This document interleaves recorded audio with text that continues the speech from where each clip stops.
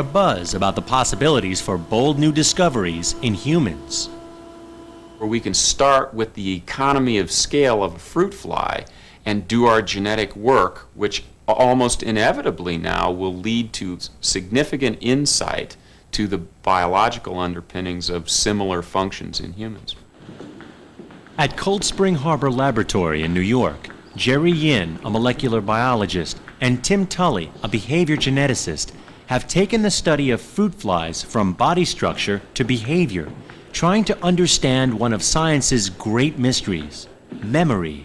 Memories are so personal. They really are a huge component of our self-identity. You know, the memories that we carry around, the memories of all sorts of things, really, to a large degree, constitute us. But how do you test the memory of a fly? That's Tim Tully's job. He's the Pavlov of flies. Using mild, discomforting electric shocks paired with distinctive odors, he teaches flies to run a maze. And I've trapped them in their training chamber. I'm going to apply vacuum to draw air through it and hook the electric current up to the floor of the training chamber. And now to begin training, I'm going to put one odor on the end of the training tube. This is octanol that smells a little bit like licorice.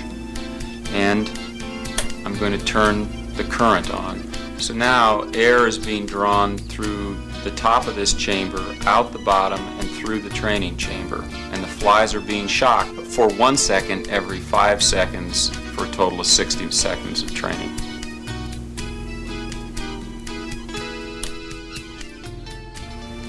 After 45 seconds, we're going to put a second odorant on the training chamber. But this time, don't turn the shock on. So they've been shocked in the presence of octanol, not shocked in the presence of methyl cyclohexanol, which smells like my tennis shoes in July. The flies are lowered in an elevator to a tea maze. On the left, the shocking licorice smell. On the right, the safe, smelly sneakers. Most of the flies avoid the smell associated with shock. With 10 training sessions like this, an average fly will create a long-term memory to avoid licorice smells. With the test in place, all Tully needed were the right subjects. And that was Jerry Yin's job. Before coming to Cold Spring Harbor, he had isolated the gene most likely involved in long-term memory formation in flies. It's called the Krebs gene. It seemed to produce two products, the Krebs on switch, which increased gene activity, and the Krebs off switch, which suppressed it. To test the gene, Yin genetically engineered flies that would only make the Krebs off switch.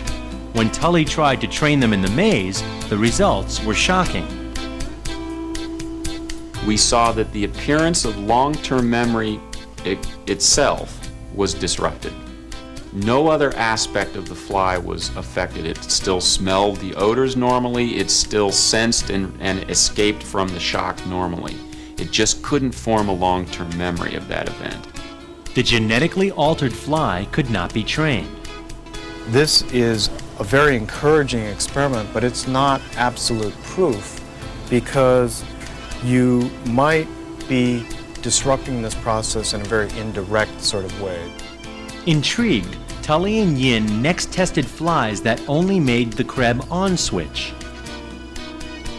They actually had enhanced long-term memory. They formed long-term memory after only one practice session, when a normal fly requires 10 practice sessions to form a long-term memory. So what expressing the Krebs on switch basically did is it created a fly with the functional equivalent of a photographic memory. Since we use odors and shock, I guess we would have to call it an odorgraphic memory. Odorgraphic flies? A new flea circus? Perhaps much more. With the shared genes in flies and humans, is the manipulation of human memory far behind? I think the speculation is both exciting and scary, because certainly what we're talking about here is that memory is a biological process that we can tinker with. Control over memory raises scary specters. But imagine a drug based on Yin and Tully's work that helps those with deteriorating memories, like people with Alzheimer's disease. If we can turn the Krebs switch on and essentially increase the gain in long-term memory formation, then Alzheimer's patients that have trouble consolidating short-term memory into long-term memory will get more into long-term memory, and they won't suffer the same kinds of memory losses that are associated with the progression of the disease. But could there ever be a time when it is better to forget?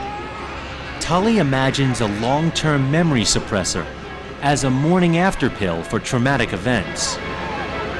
Even though one traumatic event can be consolidated into long-term memory, it still takes time after the event to accomplish the consolidation.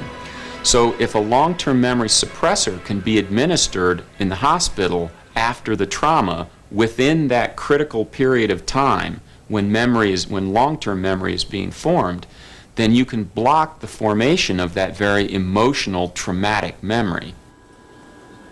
Strange and exciting possibilities, as revealed by the well-trained fly. They sound like science fiction. Does this mean all we are giant flies? We are by no means big flies. We are very, very different from flies. And yet, the machinery that creates us has a lot in common with the machinery that builds a fly. So we're at really the opening of a time when we're just beginning to understand how these genes work in any organism. Our shared genes are a map to the future that is only beginning to unfold.